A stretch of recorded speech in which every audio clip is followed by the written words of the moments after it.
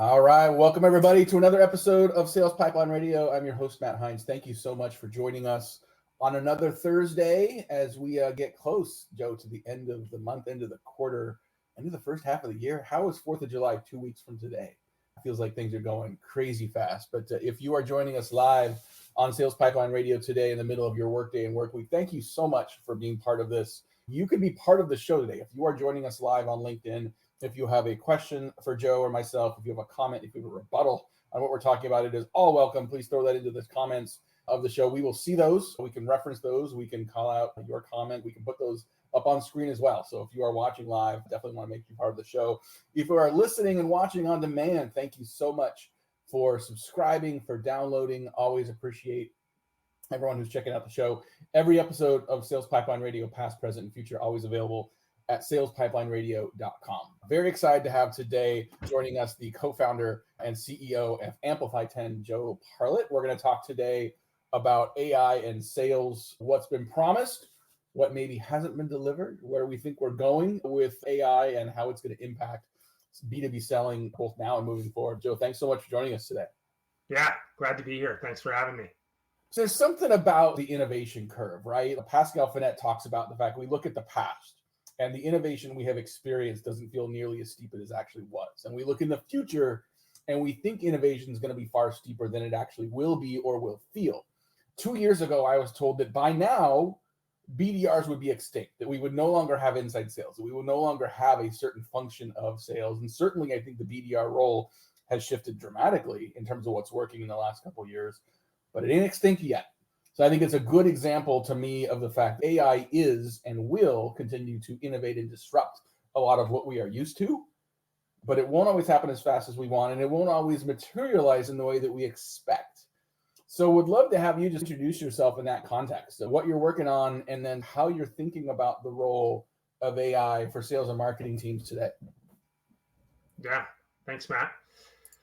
So yeah, co-founder of Amplify 10, and what we're doing is AI-powered sales enablement, which we think is vitally important to using AI to deliver contextual guidance in the time of need at the point of execution. AI, I don't necessarily believe that AI will replace people. Certainly BDRs, SDRs, salespeople in B2B enterprise sales, I think you're safe. However, I do believe you're vulnerable to the folks that are using AI to help them with their performance. So people who are not using AI to improve their performance and how they do their work, their efficiency, they are vulnerable to being replaced by people who are using technology to their advantage. That's right. We focus, and my career has been in B2B sales. And BDRs and SDRs don't think they're going away. I don't. And B2B enterprise sales, it's emotional. Like, do I want to trust this critical decision I'm going to make for my company to a machine that's telling me what I should buy? No, I need to have a relationship, because my future at this company, if I'm somebody purchasing products or services, solutions for my organization, my role in this company, the trajectory of my rise, my future employment, it's dictated by my success here. I can't trust this critical decision to a machine that's telling me what I should do. It may help me filter some information, but I want a relationship with the person at the company. And that relationship starts with BDRs and SDRs. Oftentimes it ends with the AEs. Yeah, I think until robots sell to robots, which, maybe in the future for us, I think as long as there's a human element involved, I think we want someone we can trust. And I think that the AI tools are going to make it faster and easier for us to be able to have the context we need to have those conversations. I've lamented for years that BDRs often will spend 30, 40 minutes researching an account before they leave a 30-second voicemail, and then they're off to the next 30, 40 minutes of research. That research can be done by robots instantaneously to give you the insight and say exactly, here's what you should talk about when you make that connection, right? It's so important to how we use the tools and the insights we have. A lot of the applications I've seen of AI in sales are intended to make communications faster and cheaper. That's not the problem. Faster and cheaper is going to generate more messages to an audience that already has too much in front of them. So talk a little bit about that challenge, that perennial challenge that it seems to be getting worse, of like, how do you actually get in front of people? How do you earn the right to be in front of them and earn now and ongoing attention? Yeah. AI powered emails with the personalization, they're abundant. And I think that is important. Like the AI, as you mentioned, it can help me do some research. I'm reaching out to this person at this company. I don't think we should put in the email, hey, I see you like dogs, so do I. See you at the Taylor Swift concert. Like there's gotta, so was I. There's got to be more substance to it than that. Now the AI can help with the personalization, but buyers are in a tough spot these days, and no amount of personalization is going to penetrate their psyche because they're faced with these three challenges, I believe. Let's say it's their enterprise sales tools. They've already got too many tools, in quotes. Mm-hmm. So the tech stack is to the ceiling. So it's difficult to get somebody to respond in our outreach if they feel like they've already got a tool that solves that problem. So that's one problem. I've already got too many tools. Two, my budget has been eliminated. My team has been reduced. So teams are getting cut, budgets are getting thrashed. So again, doesn't matter that level of personalization that you send me, I'm in a tough spot because my team just got slashed and my budget got cut. So that's the second challenge that's making it difficult to get through to these buyers. The third is that the expectations of leadership for what I produce at this company have not been reduced. Right. So there's so many cliches. This is another one. I've got to do more with less. And when we reach out to somebody that says, hey, I've got a solution, a product, a service, something that is better than the one you have. Because let's face it, except for small companies, larger companies, mid-size and larger, they typically already have a solution in place. They feel like I already bought something last year or the year before to solve that problem. Now you're asking me to buy something new. That can be okay. It's not all doom and gloom, but we've got to give them an undeniably compelling offer.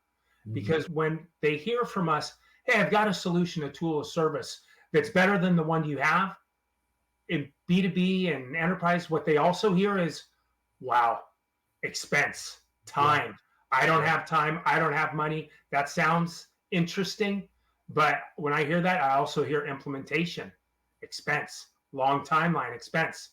And last year, I went to my company and said, hey, we want this problem to go away. Buy this tool. Now, a year later, the problem's still there. The tool didn't solve the problem. Now I've got to go to people saying, hey, I've got another idea. So we've got to give them an undeniably compelling offer. And I'm not saying what that offer is, but it's got to be something that's 10x better than they've got today. Maybe it includes, hey, I've got something that's better. Here's some proof points, but also we're going to do the implementation for you. You don't have to spend a moment or $1 on the implementation. Or I know you bought something last year. We'll buy you out of that contract. Whatever it is, it's got to be undeniably compelling. So I think it's not. Part of what you're talking about here is the fear of messing up, right? We're talking today on Sales Pipeline Radio with Joe Parlett. He's the CEO, co-founder of Amplify 10. And we're talking about a little bit about the impact AI is and isn't having for sales teams, but also I think just this broad, what you just referenced, there's some fatigue among buyers overall today because there's so many solutions. There's so much to hardly get done. There's a fear of messing up. There's a fear of making the wrong choice. There's a fear of being wrong in that. We focus so much as sellers on here's why our stuff is great. Here's the impact it's going to have. And we can make a compelling case. Like you go to a trade show. If you go to a show focused on your persona, focused on your job, you're going to walk through a show floor and everyone's going to tell you how they can make your job better. You can't buy all of those tools and not all of them are going to fulfill that promise. So you as a buyer walk through and say, where's my best bet? Who are the vendors? Where are the solutions that are actually going to achieve what I need them to do? How do I not mess up? How do we impact that as sellers today? How do we think about and be clear and direct with people about that fear, about that obstacle internally, and help build confidence in the decisions that they're making? Yeah, I think we need to first understand where they're at. and recognize it takes a lot of research. So you mentioned earlier that AI can do research for me. Yeah, absolutely. And we should be using it to help reduce the amount of time that it takes us to prepare for any meeting. Help me do the research. Now, the buyers are also doing research as well before they even talk to you, which is great. But we need to understand where they're at best we can, or assume where they're at, and figure out a way that we can articulate it. We don't have much of their time, so it's got to be crisp, and we've got to articulate how we can put them in a better position. I understand where you're at. I've worked with a company or companies just like you who are in this position, who use that same tool, that same service solution that you use. They were in a tough spot. Here's what we did for them. Here's what I can do for you. So we've got to be able to align with them and have some empathy for the situation that they're in, because they're in a tough spot. They're in a tough spot. They don't have money. They don't have time. They've got a need. The opportunity comes. I mentioned that most companies already have a tool, a service, a solution for that problem. We're saying we can put them in a better place. They've already got something. So it's got to be a compelling offer, because otherwise they're just paralyzed. Well, you have to connect those dots, right? Like you have to figure out not only where they're at. You mentioned the personalization earlier. I literally got an email yesterday that started with, "Hey, I see you went to the University of Washington. I bet you can't wait to have another hamburger from Dick's." Those are two things you could pull out of context that sound totally inauthentic if you're trying to get my attention, right? And if now everyone has the same tools, pulling two random facts together saying, "Hey, have you tried the new Italian place in your neighborhood?" Like, that is personalization in the most inauthentic way possible.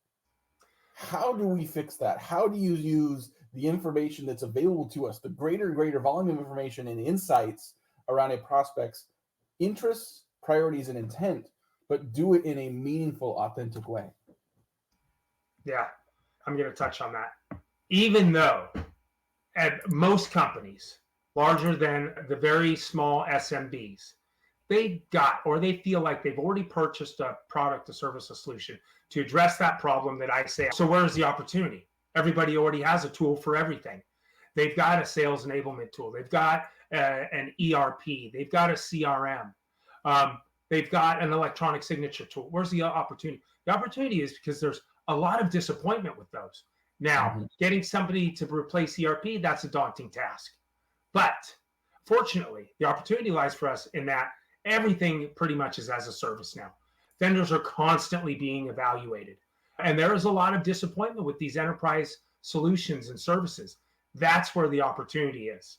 So even though they've already bought something for everything, there's disappointment. And they are constantly evaluating everything that they own to determine what needs to be replaced here. What can I replace? What is not performing, not delivering the value? Right. And they're out there. Yeah, I recognize that. So we're a couple more minutes here with our guest today on Sales Pipeline Radio, Joe Parlett. We started this conversation talking about this innovation curve idea and the fact that we don't always see the steep range of curve. And so I think there's some fear and trepidation, even some existential dread around what AI is and what it could be. If we can put some of that fear aside, how should a sales leader be thinking about the future of AI to augment and enhance their ability to execute moving forward? What are a couple things to put in people's minds to help guide the way they evaluate tools and opportunities moving forward in the right way? Yeah, it's got to be about time. We don't have money, especially we don't have time. Productivity. If you're a sales leader, I need a tool that's going to help them sell more. What are some areas that pretty much every sales team would benefit from improving their performance? One, sales cycle time. It takes too long to get a deal done. What tool is going to help me get a deal done faster? What tool is going to help my team ramp faster? I don't have a year for them to get up to speed. It's got to happen faster. Productivity could be in follow-up. Productivity could be, and AI, as we all know, can help me with the follow-up. Could be in research.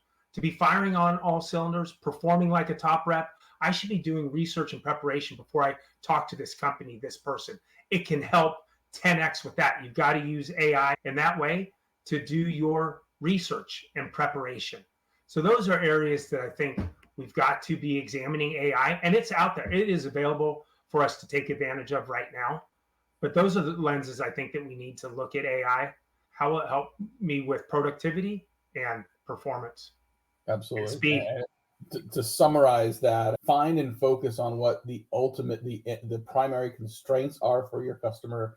Focus on where they see those constraints moving forward. Where are those big pivot points? Where are the big points of leverage that can really support them moving forward? Put the story in their terms, not in your features, and you're much more likely to get ahead.